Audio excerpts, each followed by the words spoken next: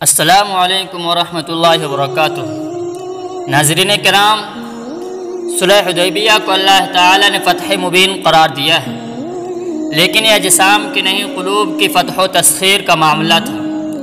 اس مرحلہ پر اسلام کو اپنی دعوت کی اشاعت کے لیے امن درکار تھا، جو اس صلح سے حاصل ہو گیا۔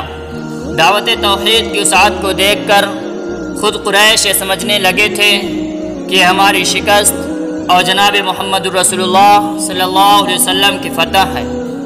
صلح حدیبیہ سے قبل قریش اور اہل ایمان کے مابین ہونے والے معرکوں میں قریش کی صفوں میں ایک جنگجو اور باصلاحیت شہسوار کی حیثیت سے خالد بن ولید رضی اللہ عنہ کا نام ممتاز نظر آتا ہے۔ جنگ کے دوران گھڑ سوار دستوں کی قیادت انہی کے سپرد رہتی تھی۔ غزوہ احد کے موقع پر انہی کی تدبیر سے قریش کی شکست فتح میں بدل گئی تھی اور مسلمانوں کو شدید نقصان اٹھانا پڑا تھا۔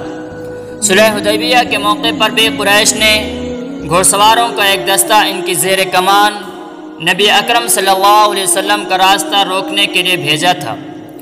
آپ صلی اللہ علیہ وسلم کو اطلاع مل گئی اور آپ صلی اللہ علیہ وسلم نے راستہ بدل دیا، ورنہ خالد بن ولید تو حضور صلی اللہ علیہ وسلم کا راستہ روکنے کے لیے رابغ سے بھی آگے نکل گئے تھے۔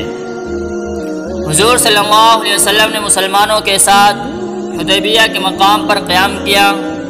صحابہ کرام نے جگہ جگہ پر پڑاؤ ڈال رکھے تھے۔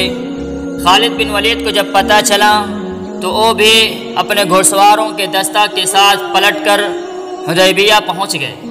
یہاں پہنچ کر خالد بن ولید کی طرف سے ایک انوکھے طرز عمل کا مظاہرہ ہوا۔ یہ ایک ایسے پڑاؤ پر پہنچ گئے جہاں صحابہ کرام میں سے 200-250 کی نفری فروکش تھی۔ خالد رضی اللہ عنہ نے انتہائی کوشش کی کہ کسی طرح یہ اہل ایمان مشتعل ہو جائیں اور کسی مسلمان کا ایک مرتبہ ذرا ہاتھ اٹھ جائے۔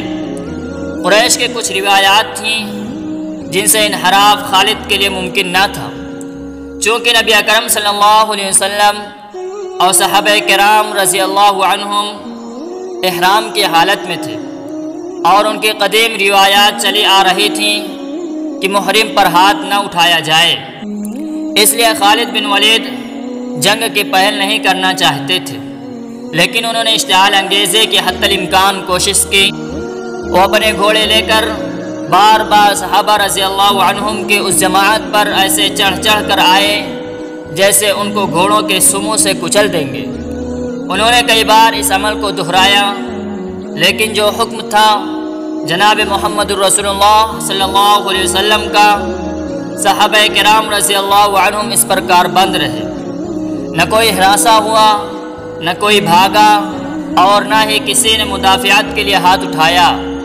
نظم و ضبط کے اس مشاہدہ کا خالد بن ولید پر اتنا گہرا اثر ہو چکا تھا کہ وہ زیادہ دیر تک مزاحمت نہیں کر سکے اور ان کا گھائل دل بالآخر مسخر ہوا، جس کا ظہور صلح حدیبیہ کے بعد ہوا اور وہ مشرف با ایمان ہونے کے لیے عازم مدینہ ہوئے۔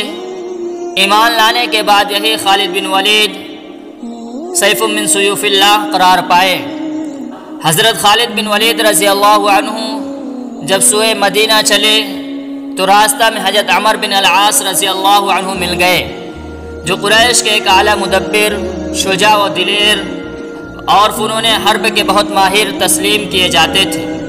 یہی وہ صاحب تھے جن کو 5 نبوی میں حبشہ ہجرت کر جانے والے مہاجرین کی بازیابی کے لیے قریش نے سفیر بنا کر جناب نجاشی کے دربار میں حبشہ بھیجا تھا۔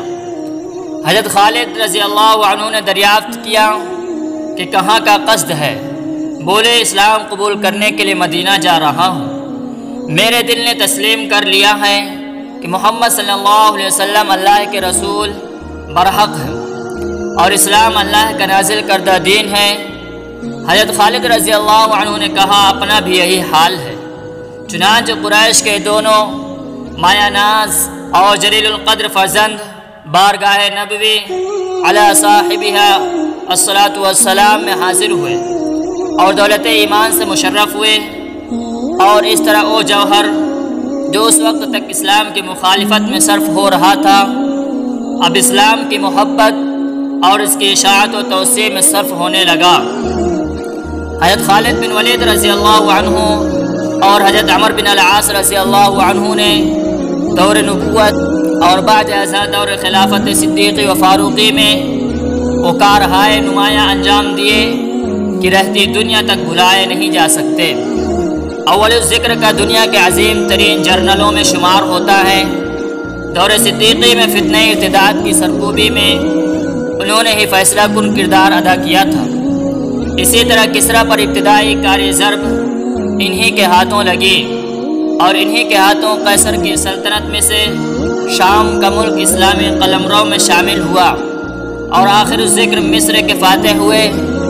ہم یہ کہہ سکتے ہیں کہ ان دونوں عظیم انسانوں کا قبول اسلام دراصل صلح حدیبیہ ہی کے ثمرات کا مظہر تھا۔ اس صلح حدیبیہ کے ثمرات و فوائد بہت سے ہیں، مختصراً یہ کہ در حقیقت یہ صلح حدیبیہ ہی فتح مکہ کی تمہید بنی۔ نبی اکرم صلی اللہ علیہ وسلم کو 6 ہجری سے 8 ہجری تک امن و سکون کے جو 2 سال ملے، اس میں توحید کی انقلابی دعوت نے نہایت سرعت کے ساتھ وسعت اختیار کی اور مسلمانوں کی ایک بڑی جمعیت فراہم ہو گئی۔